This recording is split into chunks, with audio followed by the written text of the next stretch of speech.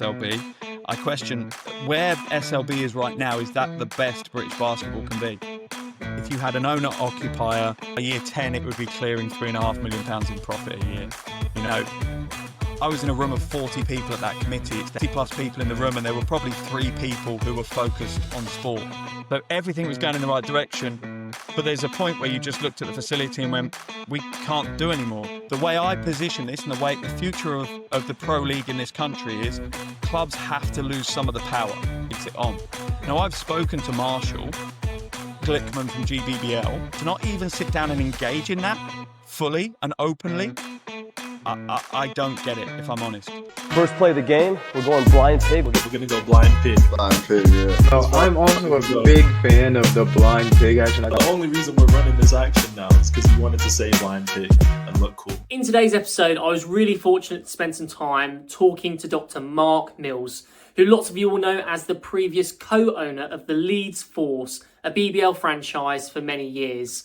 I was able to talk to Mark about his ongoing work to try and build a stadium inside of West Yorkshire, but we also touched on loads of other things like the state of British basketball today, the importance of women's basketball, and also how basketball and netball can coexist. The conversation was awesome and I learned so much and took away loads of nuggets, and really think you guys will too. The best thing you can do though to support the channel, to make sure that we keep making content like this, is to continue engage with us, to make sure you like the video, share it with friends. People are involved about the conversation about building infrastructure and building pathways for players and fans of basketball here in Great Britain. So without any other further ado, here's my interview with Dr. Mark Mills. Welcome to the Blind Pig podcast. I'm excited to be joined today by the former co-owner and CEO of the Leeds Force, somebody who's also a teaching fellow at the University of Leeds Business School, and his research was recently featured in BBC articles and in a feasibility study that was talking about the potential for a 5,000-seater stadium being built in West Yorkshire. Well, it's my pleasure to welcome on Dr. Mark Mills. Mark, Hey, thanks very much for having me. I'm really, really excited for this one. I think this is going to be loads of fun. And for people out there, you know, you're someone who's been around the British basketball game and the game of basketball for a long, long time. Yeah, I think I'm probably one of those that for me, it's rare that I try and put my head above the parapet too much and put myself into the spotlight. I've been around basketball my whole life. I was lucky enough to grow up in Worthing on the south coast. My first game I went to, I think I was 5 or 6. It was the mid-'80s. And we had the Worthing Bears. So we were a small seaside town. And then when I was in my kind of formative years, 15, 16, we were national champions. We did the three-peat with Colin Irish and Alan Cunningham. The local sports centre with the leaky roof had 1,500, 2,000 people rammed into it. I'd hate to think what the fire eggs were, but we were rammed in there. And, you know, just fell in love with the sport from that point onwards. And you speak to a lot of people around basketball, and this is why it you know, despite all the obstacles, which I'm sure we'll talk about today, it still survives in this country because there are lifers. There are people that just absolutely adore basketball. And I consider myself one of those that I just love it. It's just been part of my life for 40 years now. So there's no way I'm not going to keep being involved. And it's amazing how you have like pockets around the country, and Worthing's definitely one of like the hotbeds of people that really generate talent and generate people who are enthusiastic about basketball for like their whole lives. And obviously for you, it wasn't just sort of being a fan and a spectator of the sport, but you've really gravitated towards leadership as well in basketball roles. And there's that pivotal point, obviously, in your life, being a co-owner and CEO of the Leeds Force. I'm really interested, how did that come about? And, you know, what was that like, I suppose? Yeah, so from a personal kind of perspective, I'd always been in kind of blue chip companies. So I'd worked for Kellogg's and Puma and Levi's. And then I got to a stage at Levi's where I was like, I'm not passionate about what I do. The money's great, the job's great, all of those things. I wasn't that bothered about denim. You know, it didn't get me excited. So I said to my fiance at the time, I said, do you mind if I quit and chase basketball as a bit of a job before we get married and before I have to properly be a grown up?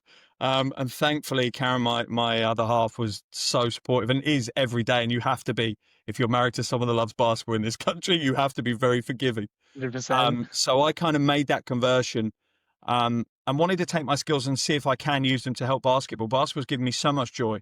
It's given me so much positivity in my life. And I've seen so many of the people around me benefit massively from the sport. So I wanted to try and put something back. So originally, when I left Levi's, um, I just did anything I could. I helped out at Bradford Dragons. We did some commercial bits with them to try and get their game day up and running. I ended up, my first bit of media content was I went to cover Eurobasket 2011 in Lithuania, and the GB team had been drawn in Panevėžys, where there's pretty much at the time there was one hotel which was taken over by FIBA. So I ended up sleeping in a tent in an old, I think, Soviet airfield for a week. And I've now got herniated disc in my back for the rest of my life from it. But it's those kind of things, that I just wanted to make basketball as much of my life as I can. And I'm very, very fortunate. And I know that, and I'm keen to put bits back in. So from my side now, alongside the commentary, I set up West Yorkshire Hawks, so a not-for-profit. We run a National League men's team. We launched a National League women's team for the first time in over a decade in West Yorkshire this year. I coached the juniors, so 3 hours of juniors coaching on a Saturday morning. I just want to make it as big and as beautiful as I know it can be. And that's kind of where this arena project stemmed from, is I see around me and the experience I had with Leeds Force. And the biggest stumbling was always facilities. Part of my consultancy when I left was going to work with Leeds Force, working alongside Matt Newby.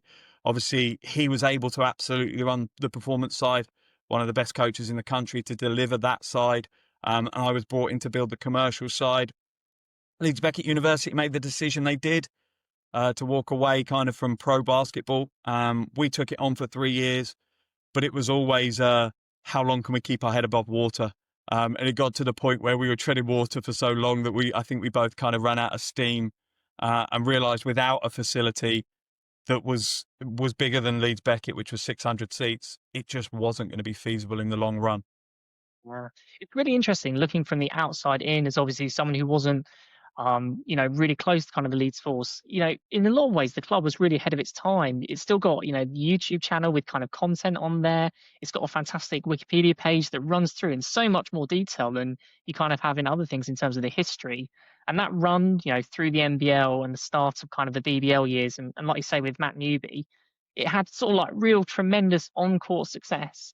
And so it was really, really difficult, I suppose, and it must have been hard to kind of see that actually it was kind of those limitations, those off-court limitations that maybe didn't allow it to go as far as you wanted. It was absolutely heartbreaking. So I was there for the first 3 years, and you're right. Matt had built a wonderful performance program, and you see the tip of the kind of pyramid. But even to this day, City of Leeds, as it is now, provides a wonderful pathway for kids picking up the ball the first time to working all the way through, hoping to get that scholarship in the States, as is kind of the primary target, I think, of that particular program. But you're right, it was frustrating. We did all the right things. We built a fan zone. We had screens. We had a bar that we set up and ran. We were selling out 500 to 600 tickets every single game in that final year. We were really, from Matt's side, what he should take positives as well on that is we beat every team with one exception. Worcester, we couldn't get a win against Worcester. So in those 3 years, every team, we beat the Riders, we beat the Eagles, we beat huge teams whose playing budgets was 10 to 15 times ours. So credit to Matt for delivering that. And we were getting growth. All of our games were on Made in Leeds TV. So we're on terrestrial TV on the first page of the TV guide, which is huge. We're getting 40,000 viewing figures on that. So everything was going in the right direction. But there's a point where you just looked at the facility and went, we can't do anymore. There's nothing we can do without external investment, without a new facility in the region. And in Leeds, in fact, West Yorkshire, at that time, it was pretty much, you had Leeds Beckett at 600 seats. You had University of Huddersfield, where the Hawks play now, the club that I run now, they're 750 seats. And then you have the First Direct Arena at 13,000 and nothing in between.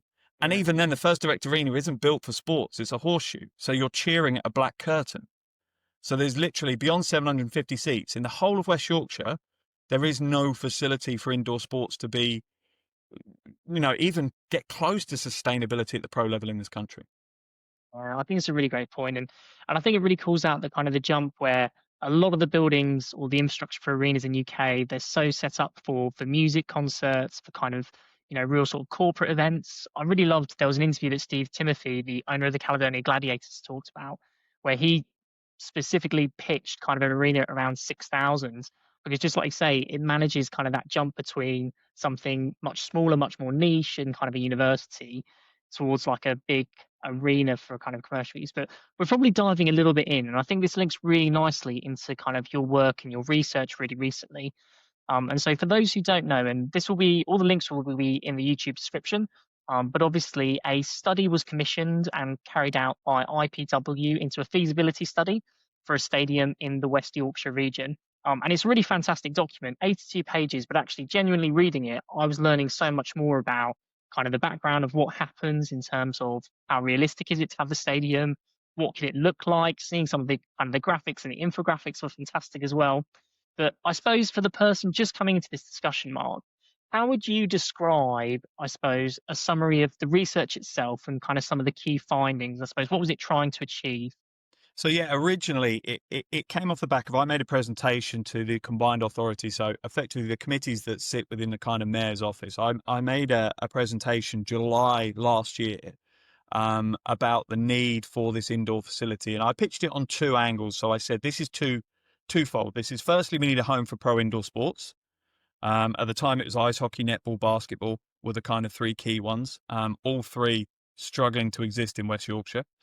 And I said, on top of this, we need to try and funnel some of those profits that the arena would make into supporting indoor infrastructure. So in the region I live in Kirklees, and pretty much all of the leisure centres were closing at that point. In areas where they are absolutely needed to provide diversions from other less savoury avenues for young people to approach. And basketball has provided that opportunity for an awful lot of people. So I presented this idea. The mayor loved it. The committee loved it. They commissioned this IPW report. It's taken a long time to get to this stage. We're 16 months later. Originally, it was supposed to be completed in February. We did hit some hurdles with it, though. So there were some early learnings that we tried to adapt from. But effectively, what it was commissioned to do is kind of provide three areas. The first is the demand. Is there demand for this arena in the West Yorkshire region? The second was the construction costs. So how much is it going to cost to build this facility? And then the third was about the business case. So once we get this up and running, what do the financials look like over the first 10 years of operation?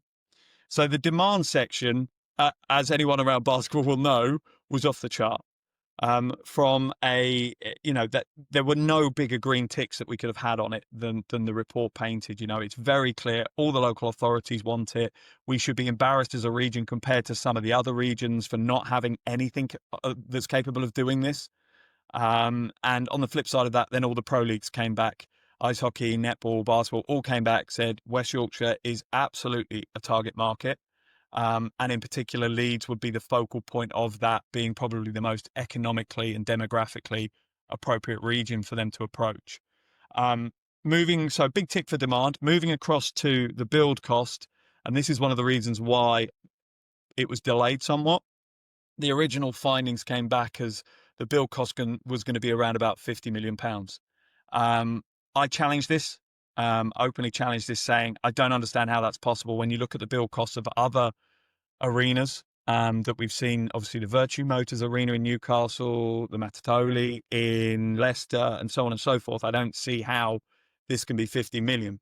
Now, to be fair to IPW, they built that out of the kind of scope. So rather than a big sports centre like those kind of current arenas are, they went for a small arena. So there's huge amounts of wasted space on concourses and all of those kind of areas, which increase the kind of square footage and the wastage. So that's why they came back with 50 million. I pushed back and said, look, can we not look at a more, space saving kind of Virtue Motors and Mattioli Arena type design? So they went away and came back. It only reduced by about 5 million, which again, I didn't buy into. So I went away, spoke to the people who were the leads for Leicester's arena, and they came back with a quote of under 20 million. No way. So you can see my frustration that the headline figures keep getting quoted as it's a £50 million build. Yeah. It is if you take the building prices. This is what the Leicester guys were saying to me. If you take the building prices just off the sheet, rather than the reality of what you can deliver and how you can design different things into it, then yes, and also huge amounts of wasted space. So they've produced the kind of first phases of a costing, and it's 20 million to build a 5,000 seat arena. I presented that at committee. It kind of got brushed to the side a little bit, which I was frustrated with, but I think the decision had been made kind of prior to even that committee meeting. So from a build cost, 50 million, not realistic, 20 million, absolutely realistic. And then the business case for me, the business case that IPW came back with was exceptionally pessimistic, under, I think, misguided assumptions. So I've already gone away and rebuilt that business case out using valid, data. And it's far greater than that. If you had an owner occupier, so running the arena, owning the basketball team and owning an events company to drive additional events through that arena, by year 10, it would be clearing £3.5 million in profit a year. They were talking 250,000. So it goes from not viable to being over a 10% stabilized equity yield by year 10. So yeah, that's where we kind of got to. I was frustrated because I felt that the feasibility study didn't present it in the correct light, or maybe had a flawed process, which frustrated me. But I understand IPW have just followed the process they've done with other buildings they were involved, with the likes of the First Direct Arena. So they absolutely know what they're doing. I just think we were a very different type of project, that probably needed different understandings, different assumptions being put into the model. And that's kind of why we have this disparity. So yeah, that's kind of where we're up to right now. Huge amount of demand. I think a build cost that's reasonable. I think a good opportunity for private investors to actually build out a strong business model. But now it's over to the private sector to drive this project forward. Yes, yeah. And that's really disappointing to hear and frustrating. I really share your frustration about how it's presented, because genuinely that's what you see in terms of the news articles. I know the BBC almost led with 57 million cost for 210 return in year 3. And to hear that's kind of been misconstrued or presented in a way that doesn't really reflect it is really frustrating. And I suppose obviously the study set out kind of two main options, one which incorporated ice hockey into the arena and one which focused more predominantly on basketball and netball. I also just wanted to get your thoughts on obviously the size. So one of the things that kept coming up throughout the study is that recognizing that where a region or an area has a population of more than 400,000, that Super League basketball had kind of set a stipulation that it needed to be able to have then a stadium or an arena that seated 5,000 people. Yeah. And obviously 3,000 if it fell underneath that kind of population range. And one of the things that I suppose surprised me was that actually that stipulation was even there, and that there wasn't more scope to kind of gradually, build kind of a phased arena like they have with the Caledonia Gladiators, or something that was staggered, to allow new franchises to maybe have a lower barrier to entry, kind of Super League basketball in particular. I suppose I'm just interested in kind of, from your perspective, why do you think Super League basketball has that requirement? And do you think that kind of impacts infrastructure being built? I fully respect, actually. It's weird because I come from almost the other side of this. For me, I think it's actually something that Super League are doing correctly, that we should be shooting for the stars. I think the issue you have is saying and doing are very different. So they're saying you need 3,000. So even if we say, get rid of the size of the city, you need 3,000 seats. Mattioli is not 3,000 seats. I think Virtue might squeak 3,000 seats. Chester aren't, Surrey aren't. Who else we got? Bristol definitely aren't. I know Bristol hopefully will be. I love the looks of their arena and their building and their moves forward. Manchester isn't. So who have they got that is actually hitting this stipulation? And I know you had grandfathering, but where do these franchises go? So is it going back to Leicester and saying, okay, you now need in the next 5 years to show how you're going to put an extra 1,500, 2,000, 3,000 seats into your arena? That's a new arena build. That's not a tinkering around the edges. So I agree with them to set these foundations and grandfathering to a point that you allow existing franchises in on that premise, but grandfathering with a clear plan of how you are as an established franchise going to hit those as well. Because I'll be honest, that's where we should be going. Yeah. If we are one of the richest economies in the world, we have a huge potential fan base, being the second highest participation sport in under 16s. We are not short of kids and parents who want to come to good nights out if we market our product correctly. So I agree, we should be striving for higher standards than we currently have, but it has to be for everyone, existing clubs, new clubs, everyone. There has to be a plan in place. and people being held to account for that with consequences if that doesn't come to fruition. Yeah, I totally agree with that. And there's a real balance in there between, I suppose, not building something that's too big that doesn't then create the atmosphere that you kind of need, but also there's a real sense of, if you build it, they will come. And I think it's really exemplified most recently through the Sheffield Sharks, and obviously kind of building the Cannon Medical Arena, and in a lot of ways how that's kind of unlocked that franchise. And yes, there's new ownership at the same time, but the flexibility to be able to control their game day experience, to be able to have kind of food and beverage costs, and to be able to run other events, has really propelled that franchise in particular. And one of the things that it's also done, which I think is really interested, is the positive effect that it's also had with netball. And so one of the things that through having the Canada Medical Arena going is that it's also impacted Field Steel netball, and also has offered a home for the Leeds Rhinos as well. Um, and I'm just interested in, from your perspective, how these two sports, basketball and netball, which sometimes can almost be put at like odds with each other, of Yep. it's stealing women away from the sport. Actually, how can infrastructure and arenas help both basketball and netball kind of coexist? Yeah, and this is the biggest thing. There's always been this traditional head-to-head between netball and basketball. Ultimately, they come from the same place, right? Netball was a misinterpretation of the basketball rules originally. That's where the whole sport of netball comes from.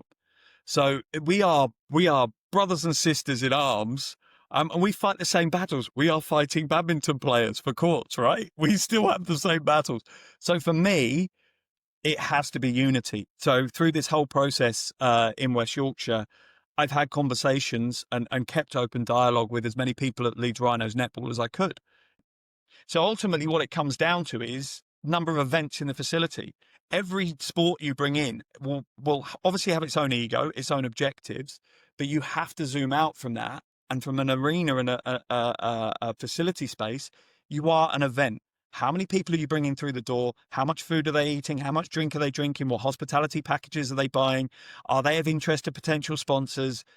We have to zoom out from that. So basketball, netball, ice hockey, if it's possible, all of these sports, we need to come together. There can't be this us against them mindset. It doesn't work. And you look at, you raise Rhinos. They're called Leeds Rhinos, and they play in Sheffield. Find me another sport where that would be acceptable. I've been in Yorkshire 20 years now. Sheffield and Leeds are arch enemies. They are not two cities that love each other. Okay, that is a White Rose derby day in, day out. So how does a Leeds team play in Sheffield? How are they expected to build a fan base? How are people in Sheffield coming to cheer Leeds from the stands? They can't. And that's going to be a limiter for them. They've had to go to Sheffield. The only arena they could play in, the First Direct Arena, they lose around £40,000 a game playing out the First Direct Arena. How can you carry on like that? You can't. So we have to work together for the success of all indoor sports. It has to be hand in hand, and we have to get this idea of we're fighting over the same consumer. Because one, we're really not. The demographics of netball and basketball are exceptionally different. You just have to look in the car park of a netball game compared to the car park of a basketball game. They are exceptionally different demographics. Okay. And we could actually work together to build something pretty special, I think, if we pooled those resources and worked in tandem with one another than occasionally head to head. Yeah, I totally agree. And it's really interesting living in Nottingham that netball right here is really experiencing a boom. Obviously, Nottingham Forest Football Club have partnered and created a new netball franchise that play out of the Motorpoint Arena. And I've never heard more about netball than I have in like the last year, because of one sport ability to lean in and do like really simple things in terms of giving it the marketing that it needs, giving it the ability to use its facilities, use its physios, its other professional athletes, and just how easy that makes it for, what would be a small franchise for a netball team in Nottingham to actually be really, really successful. Do you see this as a real game changer in terms of being able to create those elite pathways and being able to make a lot more professional franchises around kind of West Yorkshire? Yeah, 100%. Without a shadow of a doubt. Without this arena, I like I say, I run the Hawks. We're not for profit. We're trying to fill some of the gaps that existed. So like launching the Women's National League team was a massive, sad gap in West Yorkshire's provision. We haven't had one for over a decade. So that was, that's what we're trying to do. But we could never go much higher because there's no facility. We literally, I was speaking to my wife about this. It just feels like as a club, of our stature, we get crowds of 200, which is the best in our county. There's teams above us that get smaller crowds than us, but we can't do any more than that. And it feels like you are just treading water until you drown, because there's no facility for us to grow into particularly. Even if I sold out Huddersfield, okay, so we get 200 roughly now. If I sold out 750 people every game, still can't sustain a professional franchise. It's unsustainable. So yeah, this is the game changer, and people don't see the ripple. Okay, but if you take Leeds United or Bradford City or Huddersfield Town, for example, they're the three kind of big clubs around me. You take them away, look at the societal ripple. How many kids stop playing football? How many young people stop being active? That's what I'm talking about. We launch these pro franchises, see it to be it. That's the key. Okay. Without these pro franchises, the inspiration for young people to lead positive lives is lost. And in West Yorkshire, we are really seeing that impact. The rise of knife crime, gang related crime, all of these issues that we've got, obesity crisis. There's a reason why this is happening. Kids aren't inspired because they don't see these things anymore. Outside of football in this country, you don't see a huge amount of sport anymore. And a lot of people are disenfranchised with football. It doesn't interest them. Basketball usually comes in and scoops up those people and offers them an alternative. But without that facility, it's just never going to happen. We're never going to provide that inspiration. We're not going to provide and inspire that virtuous circle that everyone benefits from. It was really disappointing. I suppose that was the one part for me that was missing when I was reading the study was, like you say, the impact that it has on grassroots sports, the impact that it has around local economies. These can be really big events that if the stadium is well positioned and well placed, the kind of economic boom and the job creation that it can make for other industries around it could be really, really seismic. And I suppose in part a little bit it was very non-committal in terms of locations. So there was one picture where it had kind of the four major cities in West Yorkshire potentially. And was that a purposeful choice of the study to not commit to a Leeds or a Huddersfield or something like that, Yeah, but to leave it open? 100%. So obviously it's politically sensitive. So within kind of our area, we have Calderdale, which is Halifax. We have Kirklees, which is Huddersfield, effectively. You've obviously got Bradford, you've got Leeds, and then you've got Wakefield. So you've got 5 areas, all absolutely have been underinvested over a long, long period of time. They've got local authorities that are struggling to make budgets meet. So they would all absolutely be fighting over getting this investment into their particular district, their particular borough. So I didn't want that to become a distraction. So we kind of agreed from the start, that's step 2. Let's show that West Yorkshire as a region needs this and find out what the costs look like. And then let's have a conversation about actually where this is going to be placed, who would benefit most from it.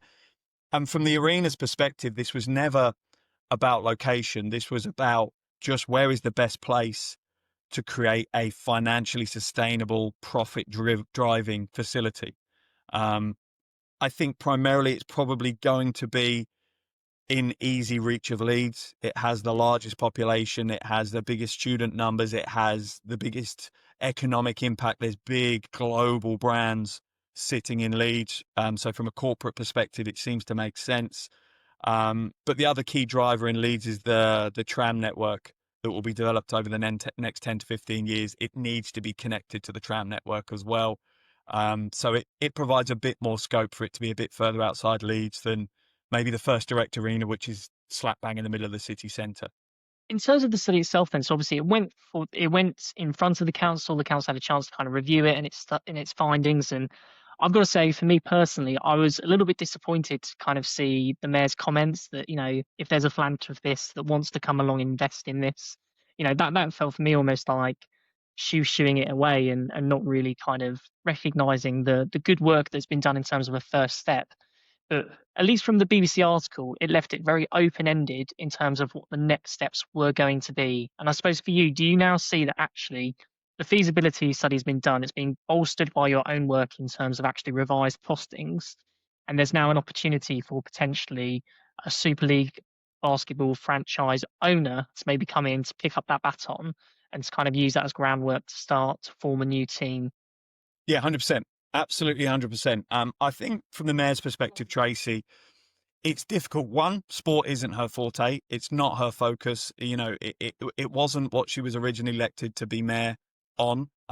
You know, she drives narratives around kind of equality, reducing violence against women. She's talking about creative industries, and obviously her big thing is kind of the bus network around where I am as well. So she can only really kind of vouch and charge on so many fronts. So I fully understand that. I think the frustration that I share with you is, you know, I was in a room of 40 people at that committee. It's the Culture, Heritage and Sport Committee. 40 plus people in the room, and there were probably 3 people who were focused on sport out of 40. There was no representation from any of the pro football teams. So Bradford, Leeds, Huddersfield, no one there from their clubs or their charities, no one from any of the rugby league teams, no one from any rugby union teams. Leeds Rhinos netball wasn't there. There was no other basketball representation there. You had myself, the head of Yorkshire Sport Foundation, so the newly appointed head of Yorkshire Sport, who seems really keen to make this work, so that's great. And one other colleague who's working just outside Huddersfield in a local not-for-profit. So, you know, outside of that, you had English Heritage and all of these other, the Arts Council. You had big hitters in the room for the culture and heritage, but sport is certainly the poorer neighbour. And I think that's something that probably needs addressing, and I think it's appreciated that it needs addressing. What I took from it, obviously, like yourself, is I'm a weakness and a positive. I don't see the death of anything. I think absolutely we can achieve anything, and I will not give up. But it's reframing this now. This is a private sector exercise, you know, and I spoke to some people from the combined authority afterwards. I said, I suppose the next process is I have to come back with the money, right? I have to find someone that's going to bring the money, and then, you know, the political will is there to, you know, make things happen. And that was kind of the affirmative. Yeah, this is the money makes this move forward. Without the money, there isn't public funding to deliver this now. There isn't going to be public funding support to deliver against this, not of any hugely meaningful amount. So it is now repositioning this as a private investment. And you're absolutely right. It's an owner operator. It's someone who wants to come in and run a pro basketball franchise, sees the opportunities and the growth, particularly with NBA Europe coming in and the spotlight that will be brought to British basketball from that. Invest in a team, invest in the arena, and invest in the supplementary things that sit around that. So additional events management and all those kind of things. That's going to be the key. That really is, you know. And now, since the meeting week before, it's literally been all hands to the pump. I'm properly building out the business case. The pitch deck is being repositioned to be private investor friendly. You know, the numbers have gone through the crunch about a dozen times now to make sure they're finely tuned. And now it's to start reaching out into different people's networks to find the right connections to the right people. And again, from SLB's perspective, you know, they say they have investors ready to go. Yeah. This is literally outside of the markets that are already there.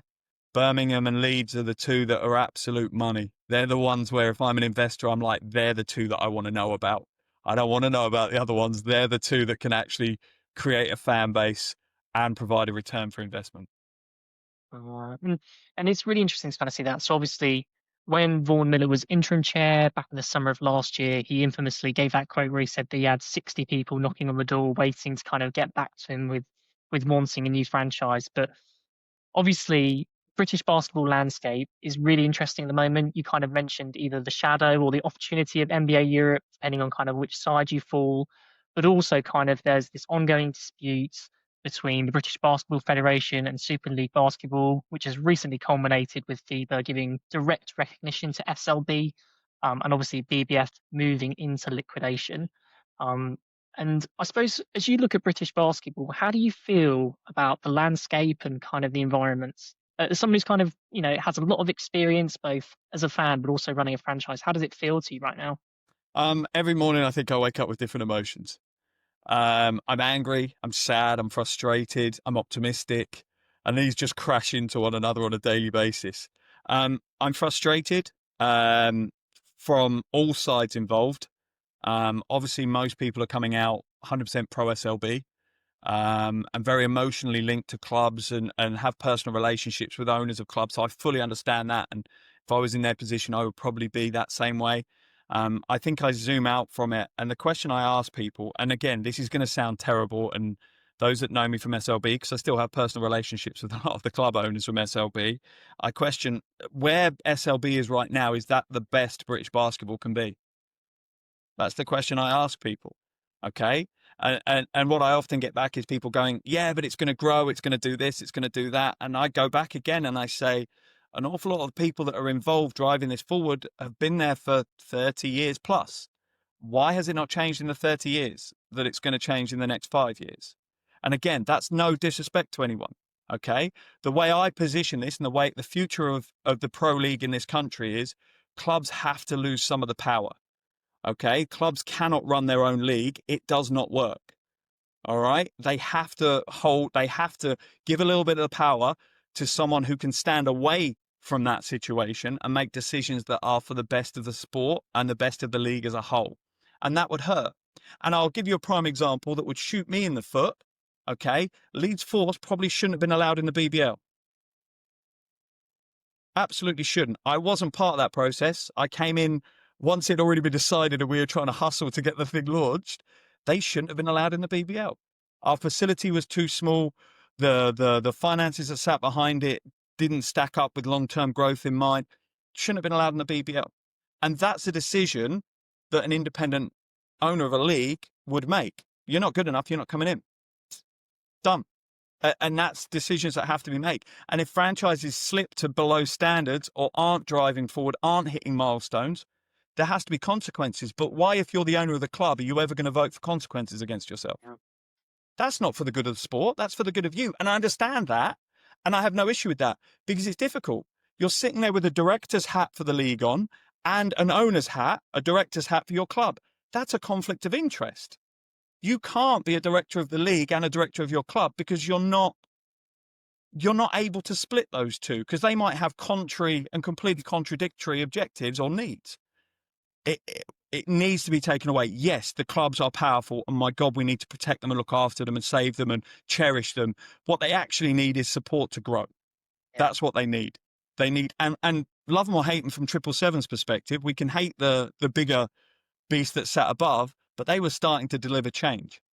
They actually had good people in driving the marketing, the broadcast. They brought in people that were reputable, creditable, and were doing a job and making life better for the clubs to drive footfall and sponsorship and all of those things. That's what the clubs need. The clubs have to be cherished, but we have to take the power away from them. I'm sorry. We just do. It has to be a new owner that comes in and takes it on. Now, I've spoken to Marshall Glickman from GBBL and, only got the kind of overview of radical, changes and things like that. But to not even explore this opportunity, to not even explore someone coming in with credible investors and that, people that sat behind that with the money are credible sports investors. They're not a 777. They are investors that have invested in multiple sports properties. To not even sit down and engage in that fully and openly, I don't get it, if I'm honest. I really don't understand why you wouldn't. And especially, putting your owner's hat on again. If I'm SLB, I'm knocking on the door going, I'm an owner. This club is my business, my retirement plan. Pay me some money and I'll join your league. Why wouldn't you do that if you owned one of the big clubs? Why wouldn't you turn around to Marshall Glickman and say, okay, we'll sign up to your league, but I need £1 million. Pie in the sky figure, but why wouldn't you? You have power. He wants clubs. He needs clubs. That's what they needed at that moment. Why wouldn't you use that? So I'm very confused by the whole thing. I think there's been quite a few egos involved, and that just has got in the way. It's just got in the way of actually moving this forward. From the BBF perspective, I can see why people had pure hate. I understand it fully. I put a little bit of a tint on it to say it is a massively underfunded organization, and you get what you pay for in this world. If you put very little money into a governing body, you're going to get a governing body that can deliver very little. And that's what we've got. That's where we sit right now as a sport. I'm frustrated, but I'm still hopeful of change, not necessarily rid of SLB or any of that kind of stuff, but I'm hopeful of how the pro leagues are running this country. And I put the plural on that because we keep not talking about the Women's League, and it's not acceptable. It's absolutely not acceptable. Every single SLB club should be forced to invest into a women's BBL club, either their own or they can have a satellite club that's already established. They should be forced to put a certain percentage that grows. What you spend on men's wages has to go into the women's program and has to grow until we hit parity in so many years. It's not acceptable, because this argument of women's basketball is not corporate, is not commercially viable, is absolute garbage. Okay, it's absolute tripe. You look in the UK, London Lions, they filled out the copper box for some of their games, right? I look to Europe, there are huge crowds, bigger crowds at European games than the BBL has ever seen. SLB has ever seen. I don't buy it. And we have to walk towards that parity, because if anything, it's a bad business move. Okay, you've got the chance of another asset, another set of 15, 20 events. Why are you not doing it? I don't get it. I really don't understand it. But anyway, I could go on forever about this. I could absolutely go on forever. No, I absolutely love listening to it, and you're right. It is something where actually not giving them kind of that elite athlete status. Sometimes women's basketball is almost seen as kind of I don't want to say like the sideshow program, but it's seen as like the minority sport and the minority occupants in some of these franchises. When you're right, these are kind of elite athletes competing at some of the highest levels, and doing fantastic stuff for GB as well, and kind of that international stage as well. Better for GB than the men.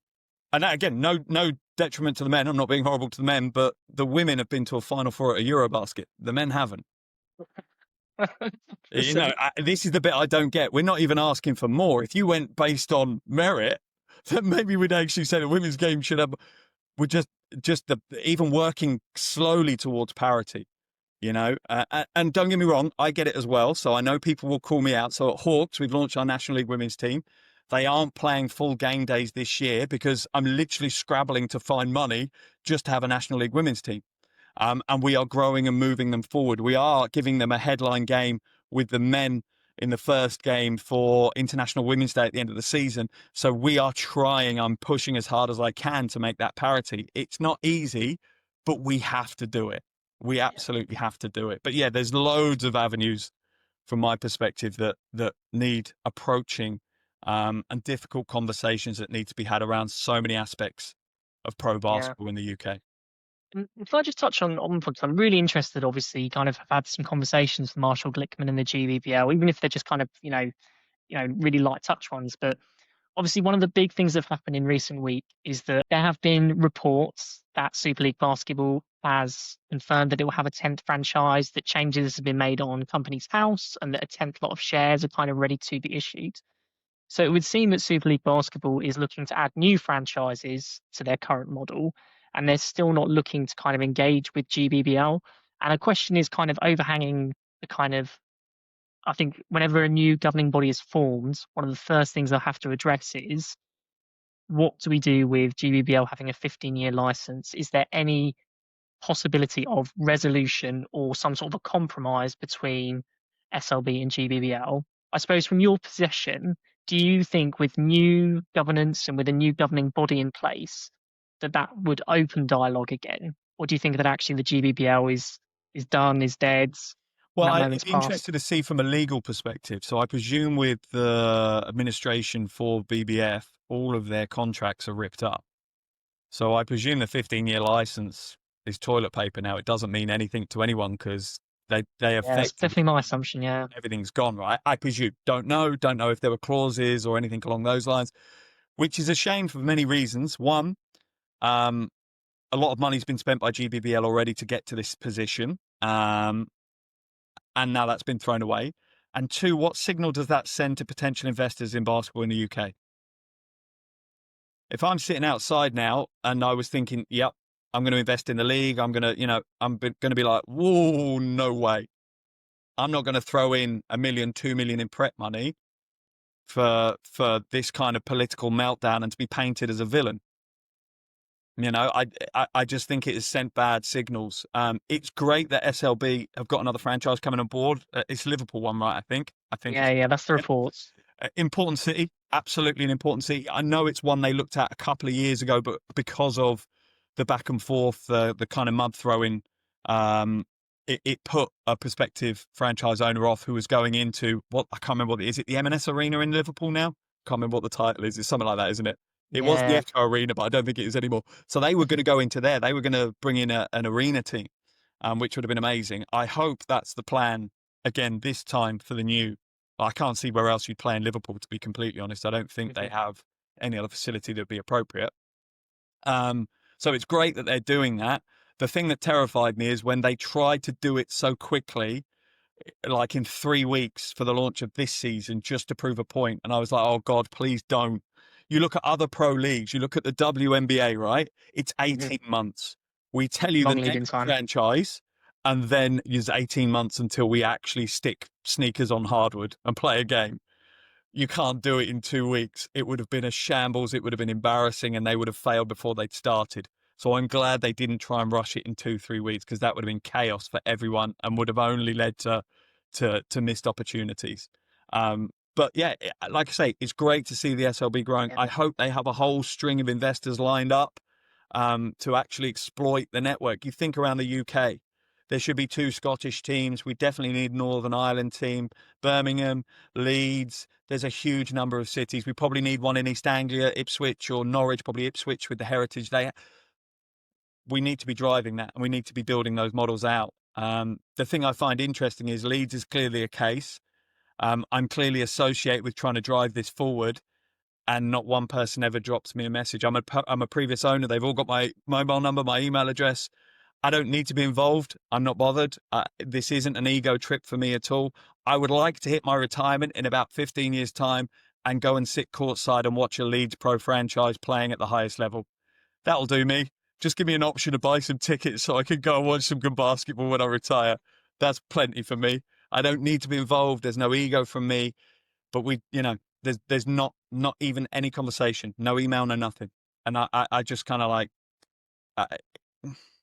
me or You hate have the knowledge, you have the experience. like you me or kind of- hate me, put that to the side. This is what I'm talking about. Put that emotion, that ego, that whatever it is to the side, and use me.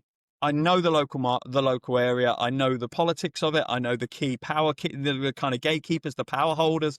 I've built out use me. I'm happy to be used. It doesn't matter to me. I just want to see pro basketball in Leeds again, because it deserves to have a pro basketball franchise.